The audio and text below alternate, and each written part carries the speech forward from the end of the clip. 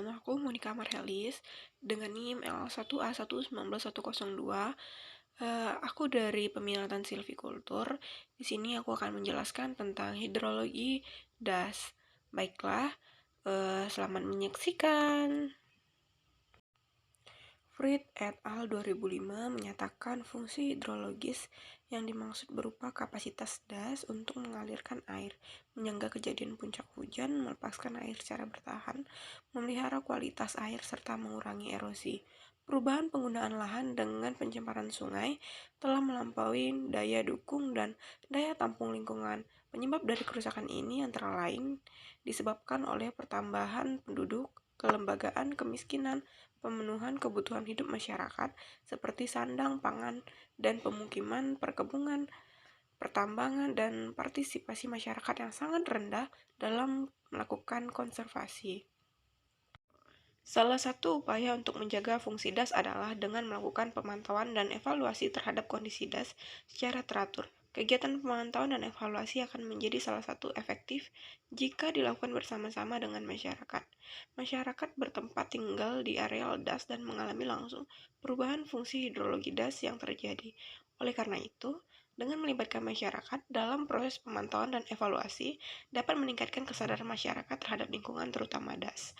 Sebelum melakukan pemantauan dan evaluasi fungsi hidrologi das, pemahaman mengenai hidrologi dan das perlu dibangun dengan memahami siklus air di tingkat plot dan bentan lahan. Mengetahui apa yang dimaksud dengan das, memahami fungsi hidrologi das, faktor-faktor yang mempengaruhi serta dampak perubahan fungsi hidrologi das. Diharapkan kegiatan pemantauan dan evaluasi menjadi lebih mudah dan bermanfaat. Semua proses hidrologi berlangsung di das, sehingga das merupakan laboratorium alami dan ilmu hidrologi.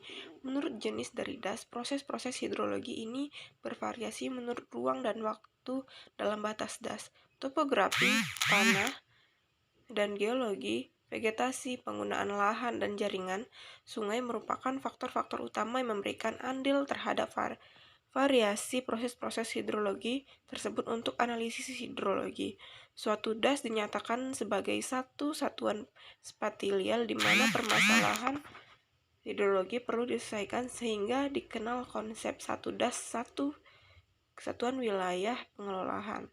Dalam pengertian ini, lazim dibataskan das sebagai salah satu wilayah berupa sistem lahan dengan tuntunan vegetasi yang dibatasi oleh batas-batas topografi alami, seperti punggung-punggung bukit, yang menerima curah hujan, mengumpulkan dan menyimpan air, sedimen, dan unsur hara lainnya, serta mengalirkan melalui anak-anak sungai yang pada akhirnya keluar melalui satu sungai utama ke laut atau danau.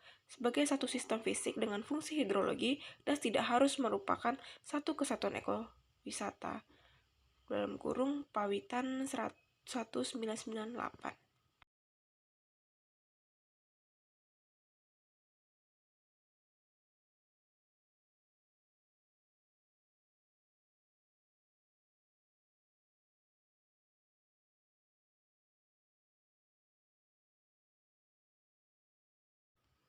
Apa saja yang berpengaruh pada suatu kawasan dalam memerankan fungsi lindung hidrologis tersebut?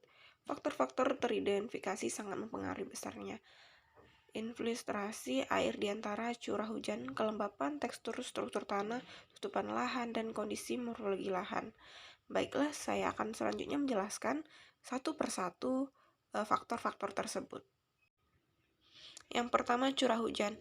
Makin tinggi curah hujannya, maka makin besar pula potensi air yang tersedia untuk berinfiltrasi dan juga untuk menjadi. Yang pertama, curah hujan. Makin tinggi curah hujannya, maka makin besar pula potensi air yang tersedia untuk berinfiltrasi dan juga untuk menjadi air larian.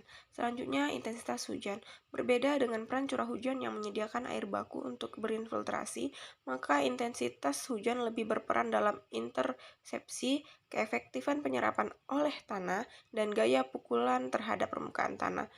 Yang selanjutnya, tutupan lahan. Hutan yang memiliki seresah yang masih tebal dan semak di bawahnya masih dapat melakukan infiltrasi secara efektif pada intensitas hujan yang tinggi sehingga akan mengurangi air lahan.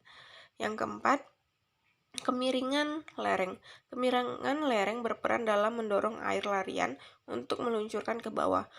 Makin curam lerengnya, makin cepat luncuran airnya, dan makin besar pula daya angkut dan daya kikisnya. Selanjutnya, tekstur tanah. Tekstur tanah memperlihatkan daya serap dan potensi kelembapan tanah. Makin kasar ukuran butirannya, maka sirkulasi air makin baik. Artinya, air yang terkandung dalam tanah makin cepat tersalurkan, sehingga potensi kelembapan makin kecil. Selanjutnya, kepekaan jenis tanah terhadap erosi. Karena tekstur struktur kandungan organik yang membentuk tanah, serta permeabilitas tanah yang berbeda-beda untuk tiap jenis tanah, maka tanggapan tiap jenis tanah terhadap erosi akan berbeda-beda pula. Selanjutnya, jenis batuan.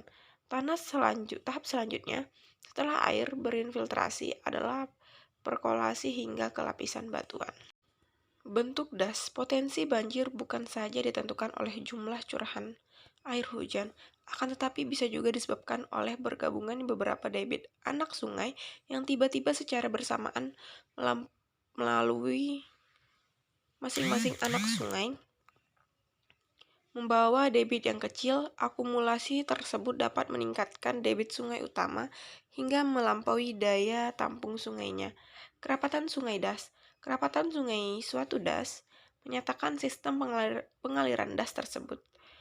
Makin rapat sungainya, maka makin bagus sistem pengalirannya, sehingga kesempatan untuk berinfiltrasi menjadi lebih kecil.